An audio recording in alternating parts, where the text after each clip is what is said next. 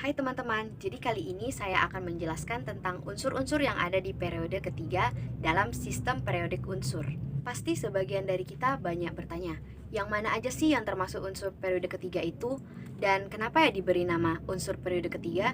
Jadi, unsur-unsur di periode ketiga itu ada natrium atau yang dilambangkan dengan Na, yang kedua ada magnesium atau yang dilambangkan dengan Mg, yang ketiga itu ada aluminium yang dilambangkan dengan Al, yang keempat ada silikon yang dilambangkan dengan Si.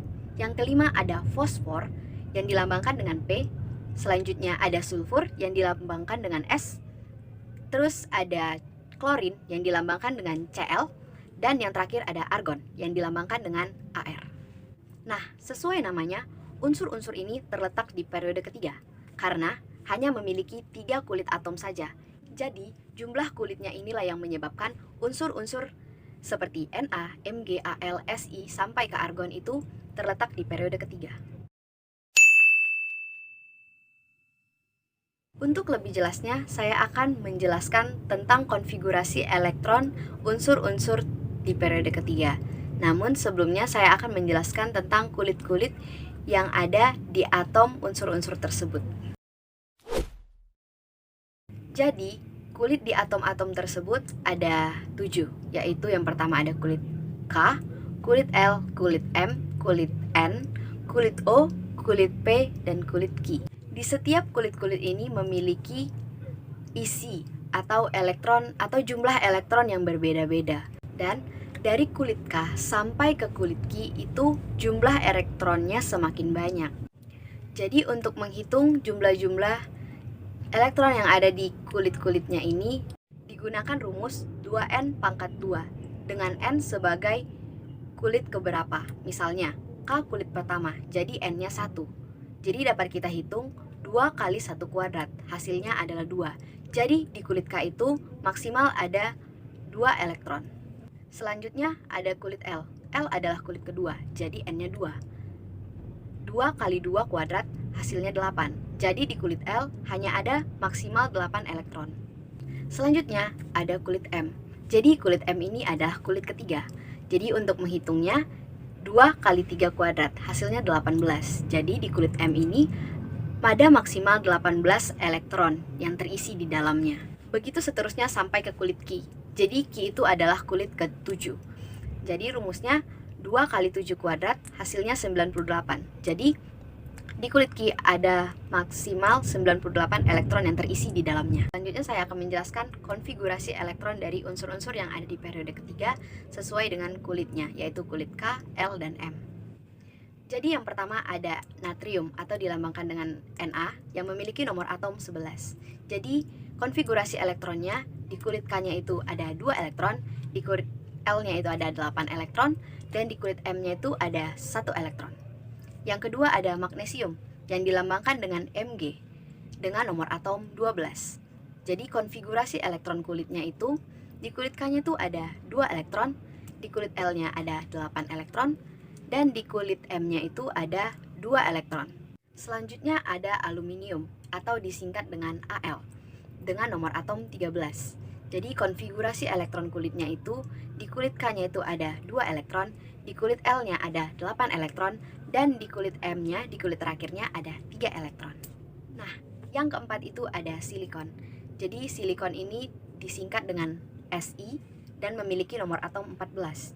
Jadi konfigurasi elektron silikon itu di kulit K-nya ada 2 elektron, di kulit L-nya ada 8 elektron, dan di kulit M-nya atau di kulit terakhirnya itu ada 4 elektron. Yang kelima itu ada fosfor atau disingkat juga dengan P dengan nomor atom 15. Jadi konfigurasi elektronnya itu di kulit K itu sama, ada 2 elektron, di kulit L-nya juga sama, ada 8 elektron, tetapi di kulit M-nya itu ada 5 elektron. Selanjutnya ada sulfur atau disingkat dengan S dengan nomor atom 16. Jadi konfigurasi elektron sulfur ini di kulit K-nya itu ada 2 elektron, di kulit L-nya ada 8 elektron, dan di kulit M-nya itu ada 6 elektron. Yang ketujuh itu ada klorin atau disingkat menjadi Cl dengan nomor atom 17. Jadi konfigurasi elektron klorin ini di kulit K-nya ada 2 elektron, di kulit L-nya ada 8 elektron, Dan untuk mencapai 17, di kulit M-nya ada 7 elektron.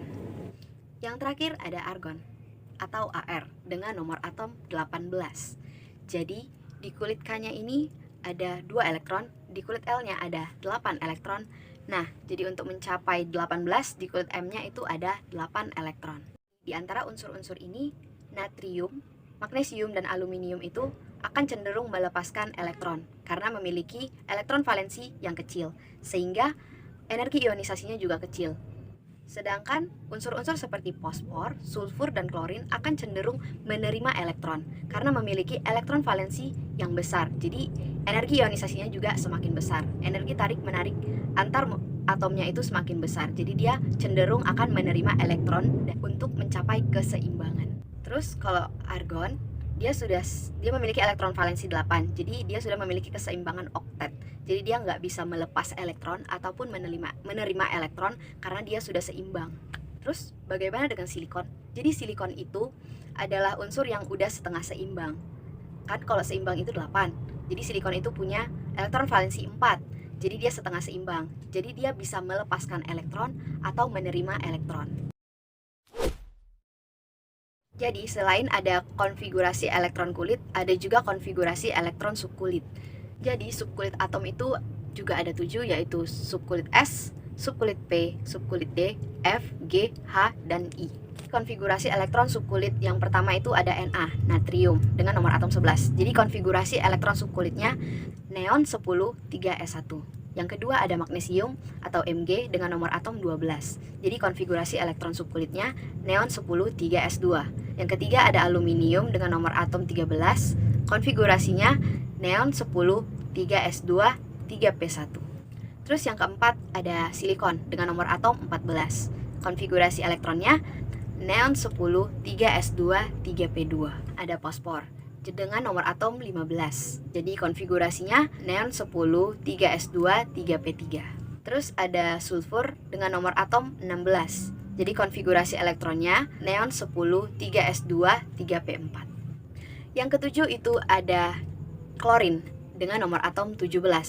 Jadi konfigurasi elektron subkulitnya neon 10 3s2 3p5. Yang terakhir ada argon dengan nomor atom 18. Jadi konfigurasinya neon 10 3s2 3p6. Nah, selanjutnya saya akan menjelaskan kelimpahan unsur-unsur kimia dalam periode 3. Nah, yang pertama ada natrium atau Na. Natrium adalah suatu unsur kimia dalam tabel periodik yang memiliki lambang Na dan nomor atom 11. Di alam, natrium terdapat di kerak bumi dan di lautan. Di kerak bumi terdapat 2,27% natrium, sehingga membuatnya menjadi urutan ke-7 unsur paling melimpah. Dan logam paling melimpah kelima setelah aluminium, besi, kalsium, dan magnesium. Natrium juga mengapung di air. Estimasi kelimpahan natrium sekitar 1,08 kali 10 pangkat 4 mg per liter. Nah, yang kedua ada magnesium atau Mg. Magnesium merupakan unsur ke-6 paling melimpah di muka bumi, yaitu sekitar 2,76%. Unsur ini dapat dijumpai dalam lapisan-lapisan batuan dalam mineral seperti dolomit atau MgCO3 CaCO3, magnesit atau MgCO3, epsomit atau MgSO4 7H2O, dan kiserit atau MgSO4 H2O. Garam magnesium juga terdapat dalam air laut sekitar 0,13%. Yang ketiga aluminium atau Al. Di kerak bumi terdapat 7,6% aluminium. Ini membuatnya menjadi unsur ketiga yang paling melimpah di bumi setelah oksigen dan silikon. Namun, di alam aluminium tidak pernah ditemukan dalam keadaan bebas. Biasanya terdapat dalam mineral berupa bauksit atau Al2O3 dan kriolit atau Na3AlE6. Yang keempat silikon atau Si. Silikon merupakan unsur kimia dengan lambang Si dan nomor atom 14. Silikon menyusun sekitar 28% dari kerak bumi yang menjadikannya sebagai unsur kedua paling melimpah setelah oksigen. Silikon tidak ditemukan dalam unsur bebas di alam dalam bentuk pasir, kuarsa, dan serbuk batuan. Yang kelima ada fosfor atau P. Fosfor termasuk peringkat ke-10 dalam kelimpahan unsur yang ada di kerak bumi. Terdapat sebagai fosfat dalam berbagai mineral antara lain fluoroapatit atau Ca5PO4 3 kali dan hidroksida apatit atau Ca5PO4 3 kali OH. Di perairan, unsur fosfor tidak ditemukan dalam bentuk bebas sebagai elemen, melainkan dalam bentuk penyawa organik yang terlalut atau ortofosfat dan polifosfat. Yang keenam ada sulfur atau es. Kelimpahan unsur belerang di alam ada yang ditemukan dalam keadaan bebas dan dalam bentuk persenyawaan berupa senyawa sulfida dan sulfat. Dalam keadaan bebas banyak ditemukan di daerah pegunungan vulkanik sekitar 0,6% di kedalaman lebih kurang 100 meter di bawah tanah dalam bentuk endapan. Senyawa belerang dalam bentuk sulfida misalnya besi sulfida atau FeS dan seng sulfida atau JNS. Yang ketujuh ada klorin atau Cl. Di kerak bumi terdapat sekitar 0,2% klorin dalam bentuk bebas. Lautan di bumi juga mengandung sejumlah besar klorin, yaitu sekitar 2,6 kali 10 pangkat 16 metrik ton klorin, yang kebanyakan sebagai natrium klorida atau NaCl. Jika klorin ini dilepaskan sebagai gas, beratnya akan 5 kali lebih besar dari atmosfer arus total bumi.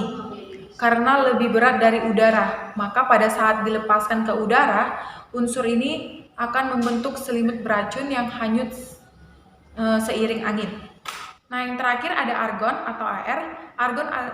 Argon adalah gas ketiga paling umum di atmosfer bumi dengan kelimpahan 0,934%. Dan menjadikannya gas dengan kelimpahan 2 kali kelimpahan uap air, yaitu 0,4%. Sebagai tambahan, argon atau AR juga adalah gas mulia yang terbanyak di dalam kerak bumi dengan kandungan 0,0015% dari kerak bumi. Selanjutnya saya akan menjelaskan sifat-sifat fisis dari unsur periode ketiga. Yang pertama, sifat kelogaman, terdiri dari logam, non-logam, dan metaloid. Dalam keadaan bebas, Na, Mg, dan Al bersifat logam. Di alam kita dapat menemukannya dalam bentuk padatan kristal.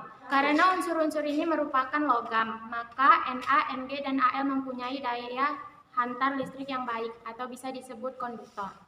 P, S, Cl, dan Ar merupakan unsur-unsur non-logam. Karena unsur-unsur ini non-logam maka tidak bisa mengantarkan listrik dengan baik atau disebut juga isolator. Di alam fosfor dan sulfur dapat ditemukan dalam bentuk padatan kristal, sedangkan klorin dan argon dalam bentuk gas. Kalau silikon itu termasuk semi logam atau metaloid. Oleh karena itu sifatnya jadi semikonduktor. Jadi dari natrium ke argon sifat logamnya melemah dan sifat non-logamnya semakin kuat. Yang kedua, jari-jari atom. Jadi, jari-jari merupakan jarak dari inti atom ke elektron keluar. Dalam satu periode dari natrium menuju argon, jari-jari atomnya semakin kecil, maka natrium memiliki jari-jari terbesar dalam periode ketiga dan argon memiliki jari-jari yang terkecil. Yang ketiga, energi ionisasi. Jadi, energi ionisasi adalah energi yang diperlukan untuk melepas satu elektron kulit terluar dalam suatu unsur untuk membentuk suatu ion positif. Makin ke kanan, jumlah elektron valensinya semakin banyak, maka semakin besar energi ionisasi.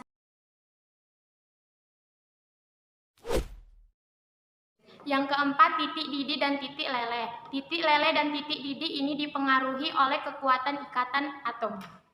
Natrium, magnesium, dan aluminium memiliki ikatan logam, di mana seiring bertambahnya elektron valensi semakin kuat, tentu saja elektron valensinya meningkat, yaitu Na sama dengan 1, Mg sama dengan 2, Al sama dengan 3. Oleh karena itu, titik leleh dan titik didihnya juga meningkat. Selanjutnya, silikon. Silikon memiliki struktur kovalen raksasa, sehingga struktur ini memiliki titik leleh dan titik didih yang sangat tinggi. Hal ini dikarenakan struktur kovalen raksasa memiliki kekuatan ikatan yang sangat kuat. Selanjutnya, fosfor dan silikon merupakan molekul non-polar, di mana ikatannya dihubungkan oleh gaya van der Waals. Gaya ini merupakan gaya dengan ikatan yang lemah, namun semakin besar massa atom relatifnya, semakin besar pula gaya maka titik didih dan lelehnya cenderung lebih rendah dari Na, Mg, Al, dan Si. Karena Cl merupakan gas diatomik dan Ar merupakan gas monoatomik, maka titik leleh dan didihnya sangat rendah, bahkan bisa melewati 0 derajat Celcius. Jadi saya akan menjelaskan sifat kimia unsur-unsur periode ketiga. Pertama, daya oksidasi reduksi. Di sini ada natrium, magnesium, dan aluminium. Unsur itu termasuk reduktor kuat, sedangkan silikon termasuk reduktor lemah. Kedua, reduktor kuat dan reduktor lemah cenderung melepas elektron saat bereaksi. Fosfor, sulfur termasuk oksidator lemah, sedangkan klorin termasuk oksidator kuat. Keduanya cenderung menerima elektron saat bereaksi. Ada juga argon, itu termasuk iner atau pasif. Yang kedua ada asam basa. Dari kiri ke kanan, sifat basanya semakin lemah, sifat asamnya semakin kuat. Di sini ada natrium, magnesium yang termasuk ke dalam basa kuat, sedangkan aluminium termasuk amfoter. Bisa basa, bisa asam, tetapi tergantung lingkungannya. Di sini juga ada silikon, fosfor, sulfur. Ini termasuk ke dalam asam lemah, sedangkan klorin termasuk ke asam kuat. Sedangkan argon dia tidak bereaksi. Selanjutnya saya akan menjelaskan tentang reaksi-reaksi unsur periode ketiga dengan unsur-unsur lain. Yang pertama, Na atau natrium. Na jika bereaksi dengan H2O atau air menghasilkan NaOH yang bereaksi dahsyat. Yang kedua, jika natrium bereaksi dengan hidrogen menghasilkan NaH yang bereaksi dahsyat. Jika natrium bereaksi dengan oksigen yang menghasilkan Na2O. Jika natrium bereaksi dengan asam yang menghasilkan H2 yang bereaksi dahsyat. Yang kelima, jika natrium bereaksi dengan halogen akan menghasilkan NaCl yang bereaksi sangat dahsyat. Yang kedua ada magnesium atau Mg. Jika magnesium bereaksi dengan H2O atau air menghasilkan MgOH2 yang bereaksi lambat. Jika Mg bereaksi dengan hidrogen akan menghasilkan MgH2 yang bereaksi dahsyat. Jika Mg bereaksi dengan oksigen menghasilkan MgO. Jika Mg bereaksi dengan asam akan menghasilkan H2 yang bereaksi cepat. Yang kelima, jika Mg bereaksi dengan halogen akan menghasilkan MgCl2 yang bereaksi dahsyat. Yang ketiga ada Al atau aluminium. Jika Al bereaksi dengan H2O atau air akan menghasilkan Al2O3 yang bereaksi dahsyat. Jika Al bereaksi dengan oksigen akan menghasilkan Al2O3. Dan jika Al bereaksi dengan asam akan menghasilkan Al2O3 ditambah H2. Sama itu akan bereaksi cepat lalu lambat.